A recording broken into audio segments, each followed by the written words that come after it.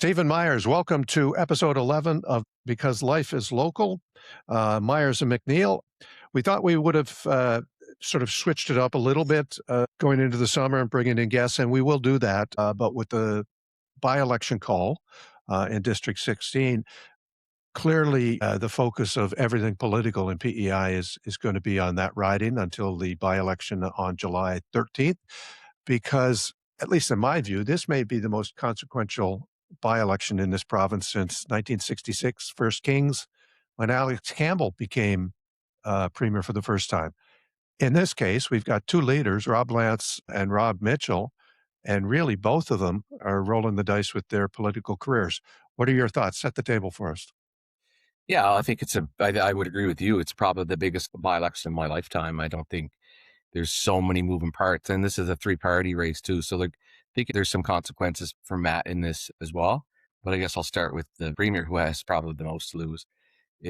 I struggle finding a win for him out of this, because if he wins, Robert Mitchell will probably resign that night because he'll have two by-election losses at that point. And then who knows what will happen for the Liberals. I imagine there's a lineup a mile long of good people who think they can take this party and form government. And obviously the other side is, if the Tories can't win the by-election, then where does that put Rob? His by-election results showing wouldn't be that good. I mean, obviously the Mitchell factor is you lose, you're done. And I think this is an election where Matt has to start translating his popularity in the polls and what you kind of hear the buzz around the coffee shops into X's on ballots. And that, I think, will be Matt's toughest transition. I'm not saying he can't do it, but that is going to be the absolute hardest part, is how does he draw his popularity outside of his own district onto another candidate? Yeah, it's sort of the dominoes seem to be sort of lining up the way they did for the Greens as they built. Peter Bevan Baker and then Hannah Bell became the MLA in a by-election that nobody really expected her to win. And in 16, Tate Willows came second in 2023, above the Liberals, but 1,000 votes behind Mark McLean, basically. So there's a lot of ground to make up. But people are angry with both and frustrated with both the Tories and the Liberals, and is there an opportunity there? Let's talk about how the government has handled this thus far. They announced an 80-room long-term care home for Cornwall, the first in the community, so it's probably needed. But the optics of committing tens of millions of dollars for a care home that will be, if you believe them, open in 2029, in a riding where, oh, by the way, there's a really important by-election. Does that help or hurt? In District 9, they announced a school, and that didn't help them at all, the government. No, and we did it with Zach Bell too. Remember, we announced the Sherwood School. Zach Bell was a part of that. I think, when I reflectively, I don't know, I think Zach Bell would have won in that by-election in his sleep. Like, the government was really popular and Zach was really popular, which he still is. So I think, like, sometimes, and being a part of those decisions, you think, well, we got to do something big. And I suspect this is just something that was in the hopper anyways, and was going to track up to being done regardless. But I do kind of, on the other side, think it's hard to rationalize that everybody's got to cut back and there's going to be way less money, but we got lots of money to spend on an election. And I mean, further to that, I think government had a video out of Robin and Jen and Jill touring the Stratford School right when the legislature closed, and it's kind of like, you're going to show me a building that was supposed to cost $30 million that cost $110 million after telling me for 8 weeks that there's going to be no money for bicycles and things like that. I just don't think that they think that there's a connection between the two. Whoever in the premier's office makes those decisions, they're not strategic at all. And I mean, I think there's a sort of a perception right now that the Tories are on the economy and government management not particularly good stewards of the public purse. And I think that's seeping in. It's probably seeping in, though I still don't think that's an election issue. I think taking things from people will be. Like, the average voter doesn't look at how you've managed a deficit and say, oh, I'm voting for you because you cut the deficit from 110 million to 90 million. But they might make a decision if that 20 million that you cut came out of things that they care about or affected their parents or seniors or their kids. Like, that's the thing that the government's going to have to deal with. Well, let me ask you this. Do you believe that the Lance government is panicked here because they announced the manor with tens of millions of dollars. They walked back pedological cuts until October, which we both know has been a lightning rod, among other things. There's sort of this fake poll going around that attempts to tie supposedly the popularity of the Lance government to an Angus Reid poll of the approval ratings for Canadian premiers that has never, ever gone into PEI and asked the question because PEI is too small a sample size. So it's a pretty obvious attempt at misleading and misinformation. It would clearly come from a supporter of the Tories, you would think, unless someone's really smart on the other side of the equation, which I'm not sure would happen. But what are your thoughts in general on panic? I don't know that they're panicked. I think they should be. I'll put it this way: there was never an election with my name in the ballot that I wasn't panicked for the whole time. So if you're not panicked, you're not doing it right. Like you have to be super keen, super dialed in. Every day, any mistake could cost you. And sometimes you think the wins are gaining you more votes than they actually are. You just have to be so precise and so careful during this period. So I'm not sure that they're panicked, but I 100% believe that they should be. Yeah. I think you always should go into it with uh, I say panic, but not panicked and rushing to make mistakes, but panic that a loss means something bigger than just a loss sometimes, and you have to be cognizant of that when you're making your decisions. Well, let me ask you this. Is it possible that the Tories win and Rob Lance loses? In District 2, your old district, one of the safest Tory seats on the island, the plurality came down to, what, a couple of hundred votes. And that was really seen as, I think, reflective of the unpopularity of the Lance government. Mark McLean won by 1,000 votes. So if the Conservative candidate wins, who's well known, president of the Minor Hockey Association out there, works in the community. If she were to win, but her plurality was maybe two or 300 votes, how did Tories in particular read that room?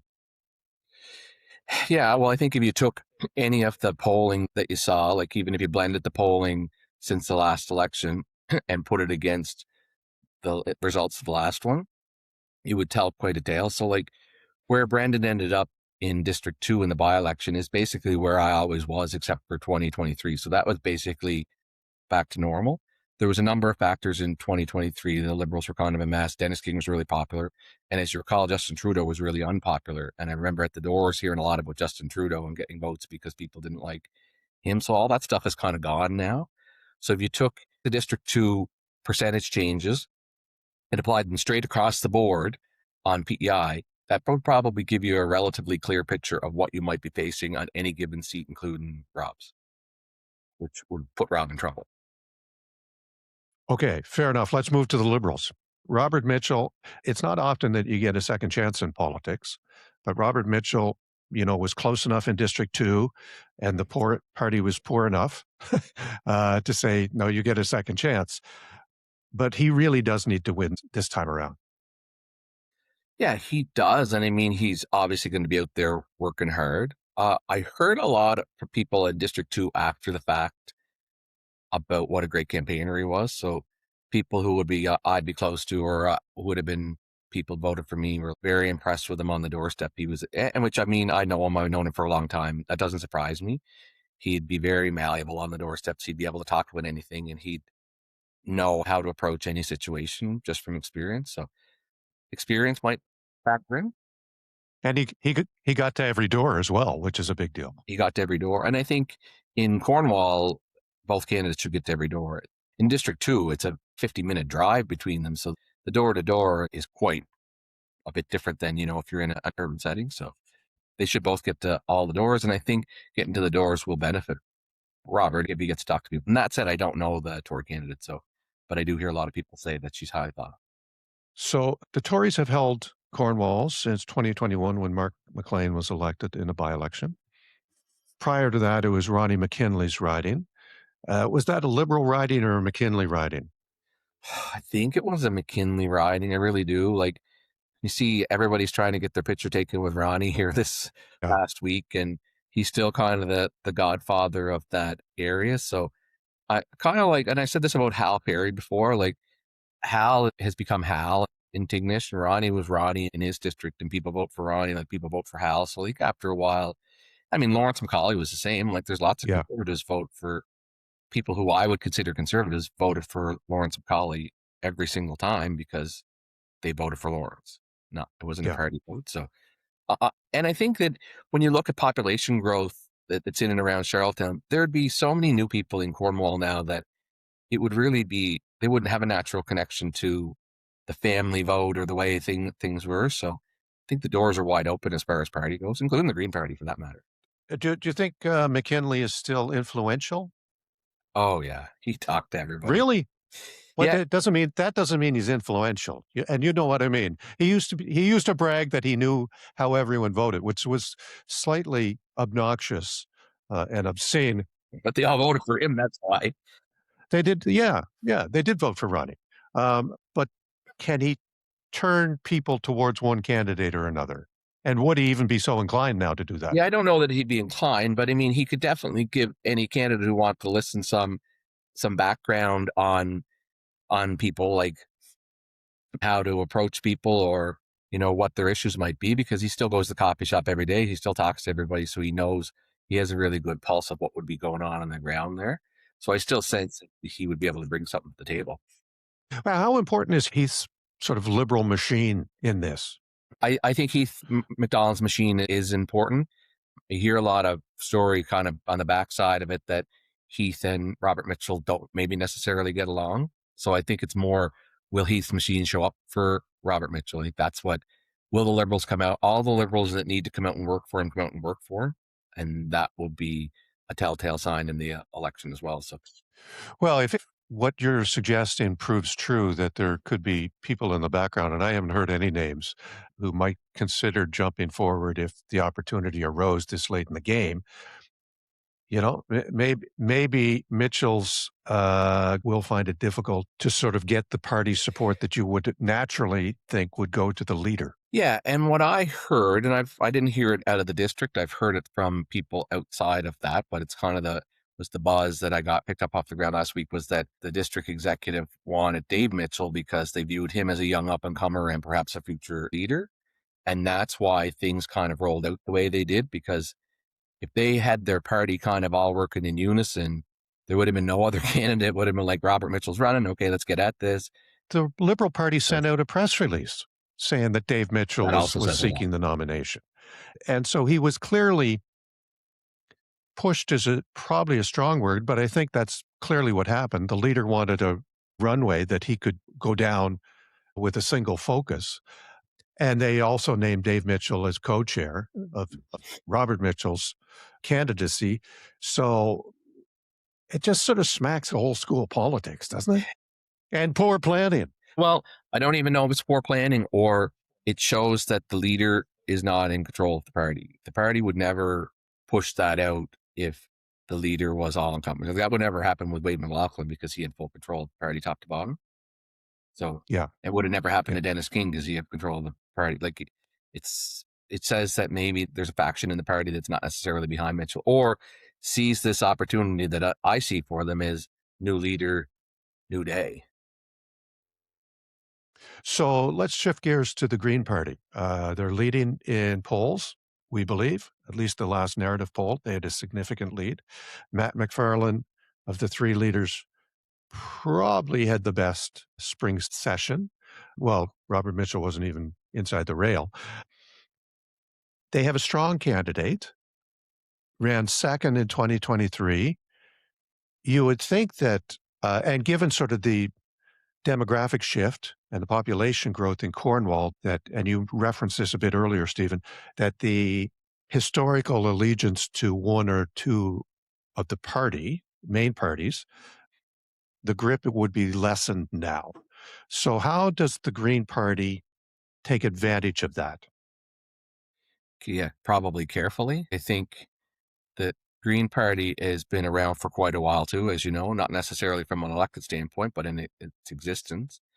And I don't know this, probably people closer to the ground with the party could tell you this, but it appears that the old party just wants to be strictly what they have always visioned the party to be, and Matt has to kind of take them over to where the real field is and play on the real field if he wants to do it. So I'm sure that he has a little bit of struggle inside his own party. I don't hear that, but I'm sure that the purists of the Green movement are trying to pull them to La La Land where they'll lose, and Matt will have to draw them into where reality is so that they can win. And I mean, he's very polished. He's obviously a lawyer. He's smart. He's got a good background. He had really good topics in the spring session. I think he has to resist the urge to be listening to other people and lead, and that's probably where it'll work for him. It's interesting that in the past, the Green Party has struggled to get over itself in terms of trying to find candidates and just the pure bureaucratic process that they had created to get a candidate. In the last couple of by-elections, I mean, basically, Matt has just come out and said, "This is our candidate, and this is the way we're going." So I would think that he has won some internal battles over sort of the diehards. It's not dissimilar to the, and we should mention that the NDP is also running in this riding. Mr. Nash has run before, not performed particularly well, but that often happens with the NDP or any third or fourth party when there are big prominent people running for other parties. So my question is, if you're a new party, relatively new, and when you say the candidate is there, the candidate is known in the riding, correct? How much does it matter whether they're the Green Party or the NDP for that matter? If people are frustrated with the Liberals and the Tories, which we know they are, people park votes. Sometimes they don't even know who's running. They park votes. It happened to the NDP federally under Jack Layton. It happened under Peter Bevan Baker to a lesser degree on Prince Edward Island. So, could the Greens improve on their second place finish and at least shorten the gap? But who do they take votes from? I guess maybe that's the question. The Tories won with Mark McLean won with 1,700 votes. Greens were like 725. Then the Liberals were 50 or 80 below that. So it would have been a decent race if the Greens and the Liberals could have Yeah. combined. But do the Tories win a split vote, or will the Tory vote go down anyway, which could allow either the Green or the Liberal to sort of come up the middle? Yeah, well, I think the Tory vote will go down anyways, just because it'll probably sink back to what's a bit more normal. And generally, we always felt like if the Green Party was taking votes, they're taking them from the Liberals. But that was when they weren't necessarily happy with the Liberals. So it'll be interesting to see, do they take it from, like, where do unhappy Tories vote? People who normally vote Tory. It's the same way that I felt like Liberals voted Greens because it was easier to vote for them than it was vote for the Tory, like the sworn enemy. So in the past, you would vote for the other big party, but you don't have to anymore. Yeah, there's not a whole lot of distance between a progressive conservative and the Green No, Party, at least the Green Party of no, PEI. no, definitely. Um, they're socially progressive and sort of fiscally conservative. Yeah, look after our money, but look after our neighbors too. Yep, I would agree. I'd say there's a pretty close alignment. Will Rob Lance play a prominent role in this by-election, do you think? Well, he's on the signs. I know that. Like they're betting on him. If that's what you're asking, they're betting that he can. I don't know. So yes, he will. That because if they're gonna bet on him, people are either gonna pick him or not pick him. If it comes down to him. It's interesting. I mean, again, we've talked about the people advising the premier a lot, and they've sort of forced him to try to become very prominent on social media, in particular, Instagram and that type of thing with video messaging. But if you look, if you look at the response to what he's putting up uh, for a premier, it's almost laughable. There's almost no interaction or no momentum, and so I wonder if the premier's office really understands how much animosity may be too strong a word, but frustration, lack of trust, um, and a real question about competency the public has about the Lance government. Yeah, I think it's that they're not bringing anything to the table. So going around getting your picture taken is meaningless if you aren't bringing the goods. Like people want the show me the money. That's what it comes down to, Paul. People want to know, are you going to build the school I want? Are you going to pave this road or those things? Like, you got to bring the money. Just simply showing up and smiling.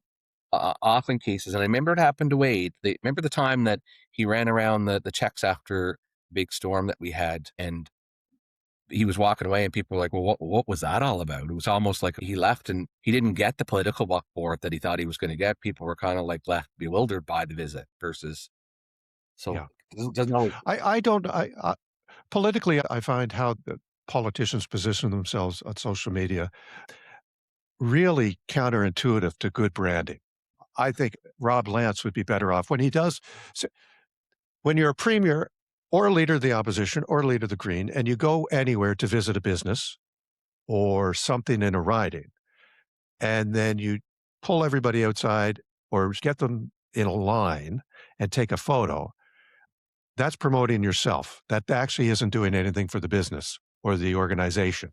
And I thought the far better branding would be a premier to go into a bakery and focus on the bakery workers and the product because people will still know it's the premier's account, yeah. right? And you're putting the focus exactly where you want the focus to be. People doing good things in a riding or in a province. I kind of agree with you. I think that at one point I tried to do like social media without my picture in it. So it was like, I took a picture of here's where I am or here's what I'm doing without me in it. Yeah. And it was more authentic to show the people that mattered or the place that mattered versus me. And everybody knew I was there because I posted it. So it wasn't, and have to show my face in it to connect the dots. So I would tend to agree with you that there needs to be a little shift in social media to make it. And as you know, the social media trends just continually change. So what people want from you will continually change, and you have to be able to move with it all the time. Video was 2 years ago, in my opinion, but hey, well, I'm not. What am I? I'm just an armchair politician here now. So So, what do you expect to see over the next 2 or 3 weeks? Will there be, this will be very much a local campaign, right? I think so. If government has anything else to throw out, they'll have to get it out this week because I think the advanced polls will start. And historically, I've always felt at least that if people are undecided the third week is when they start making decisions. So once the third week comes and goes, there's nothing you're going to do to change their minds, anybody on either side.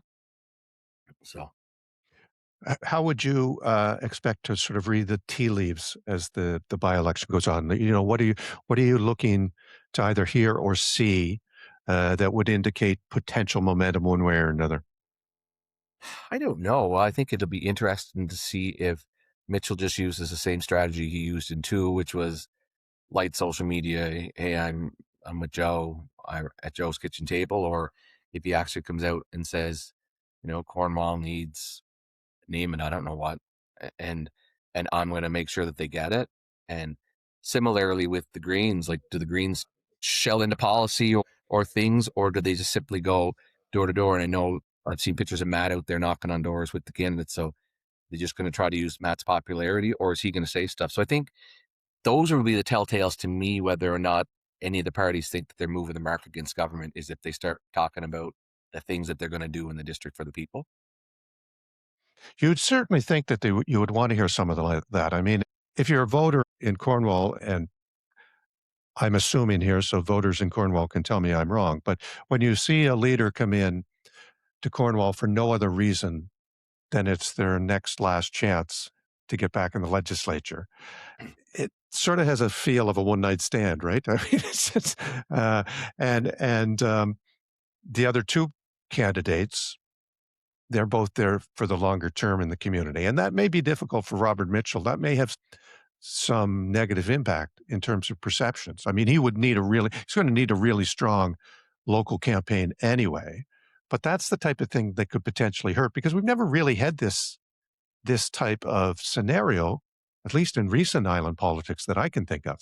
No, I think the next election is going to be decided. Like a lot of the factors of the next election are going to be decided here on July 13th. And I think for maybe for all parties, I mean, it may set the stage for all parties because we don't know when we're going to the polls. Like I think You mentioned the pedagogical supports are being punted out until October, and I know this report that Rory Francis is due to come back, and this roundtable that Jill Burge has about government austerity or whatever they call it, it's going to have to report back. I would sense that if government is going to think those things are bad, which they will be, that they're going to want to get ahead of them, but they're not going to be able to if they lose the by-election. Well, I still think they have no choice but to go this fall because for all those reasons, it only gets worse the longer the Tories don't go to a general election. So I think, you were surmising a September call or something like that I potentially? don't know. Like I think that it all hinges on the Tories' results. I will say though, on your point, and I've been out and about in the community quite a bit here more recently with fall starting and the weather being good and that type of thing. One of the primary things I hear over and over and over again is people don't really understand how Rob's premier and they didn't get a vote on him. Like and I mean, he's been premier now for quite a stretch. Like it's not Yeah. just a February yeah. 2025. So like we're a year and a half into his premiership, and people are kind of like, I don't know how this happened. So there's a lot of I wouldn't say that it's necessarily negative that people are like, give me an election because I want to tell you whether I like you or not. But there's a lot of perplexed people that is like, how the hell did this happen? And I don't know if that's something that maybe a new leader for the Liberals that Mitchell loses can turn into a message that connects with people, because if they don't understand, it's very easy to say, here's why. I think, Rob was elected by one person. Dennis King anointed him. And from that, we've got all the crises that have flowed from that scenario back in February 2025. Well, he had what, 47% of his own party didn't vote for him, but there's a poll saying he's 64% popularity. I'm obviously joking. I'm trying to shelter them from their own embarrassment by Yeah. making a joke about it. You think that was the 2023 result? Probably. That's the only number I've ever seen that's been close to that. Like, those are unheard of numbers. And as you know, the Manitoba government, Rob wasn't that high in his own no. riding. And the Manitoba government is wildly popular, like wildly popular, like probably one of the more popular governments I've seen ever. So like, it's probably laughable to think that any government, regardless of or whoever, would be that popular. Well, especially after the spring setting, which was Yeah, one disaster after another disaster after another disaster for the last it's government. okay though. Like, I mean, there's going to be information shared that's not necessarily true. You just don't have to get behind it. So you were on record as saying that Premier Lance will not be premier by the end of the summer, but are you walking that back now, or how are you Well, seeing things unfold? Was Stephen Myers wrong? Stephen Myers is seldom wrong. I think. Well, we could come up with Well, a I think there's list, but certainly go a ahead. movement. There's Tell me. certainly a movement against him. I'll put it that way. Inside the party, I think there's a lot of people waiting with bated breath on the results of this election. So So if the Tories lose, you believe Lance is done. Is that what I you're don't know saying? how he recovers from the unpopularity that he has, anyways. I mean, that's just a statement of fact. But But the Tories could, I mean, they won the riding by, 1,000. If they win the by-election by 750, wouldn't that be sort of a powerful positive for the government? possibly, I mean, the other side is what happens to Robert Mitchell and who becomes leader. Like, there's a lot of other factors that are going to start weighing heavily here, because I suspect if they get somebody that's young and new, and there's a lot of people out there that could be premier or could be leader of the Liberal Party. They get somebody who Yeah. could connect back into the popularity that they need. The polls could change overnight on the Tories. Like, so a win isn't They necessarily a could. win. It's fascinating because what you're talking about, the government gets to decide when an election Yeah, is. And everybody seems to think earlier is probably better for the Conservatives. But if you're talking a change of leadership in the Liberal Party, potentially, how did they possibly do that? I mean, is it possible that Robert Mitchell could survive to election day? Because the money required for Liberal leadership and the time required to hold one isn't there before the fall. I don't know, but I know a lot has changed since the Liberals had their leadership. I mean, the government's popularity has plummeted by quite a bit. And I think liberals now see the possibility that they maybe didn't see at that time. So there's a lot of that. And I think if there's a big enough movement or a big enough name came forward that said that they would take the job on, I'm pretty confident they'd find the money. And it comes down to, if say Dan Kuchar wants to run, and if he is in fact popular enough, if Dan Kuchar can't raise the money that they need, then he can't be leader anyway. A good leader can raise money. That's kind of what politics has always been about.